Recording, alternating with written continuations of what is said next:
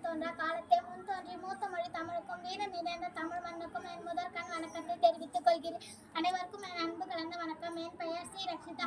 அகிம்சை வழியில் காந்தியும் ஆயுதமேந்தி நேதாஜியும் எழுதுகோள் கொண்ட பாரதியும் வீரமங்கையார் வேலாட்சியரும் கப்பல் ஓட்டி வஉசியும் கப்பம் கட்ட மறுத்து கட்டபொம்மனும் கொடியை ஏந்தி குமரனும் எண்ணற்ற வீரர்கள் தியாகத்தாலும் பிறந்த சுதந்திரம். அனைவருக்கும் இனிய சுதந்திர தின நல்வாழ்த்துக்கள்.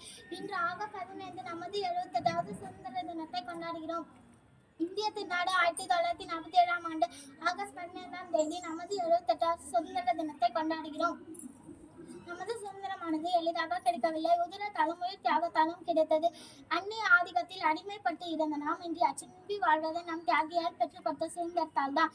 சுதந்திர தினமான இன்று மாண்புமிகு பிரதமர் அவர்கள் சுதந்திர தினமான இன்று டெல்லி செங்கோட்டையில் மாண்புமிகு பிரதமர் அவர்கள் கொடியை ஏற்றி உரையாற்றுவார்.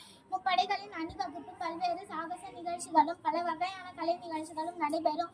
30 கோடி முகமுடையார் உயிர் மெய்கூற ஒன்றுடையார் என்ற பாரதியார் வரிகளுள் ஏற்ப ஜாதி மதம் மொழி என பல வேறுபாடுகள் இருந்தாலும் நாம் அனைவரும் இந்தியர்கள் என்ற ஒற்றுமையுடன் வாழ்வோம். ஒன்று பெற்றால் உண்டு வாழ்வோம் என்று சொல்லி இத்துடன் நிறைவு செய்கின்றேன். நன்றி, வணக்கம்.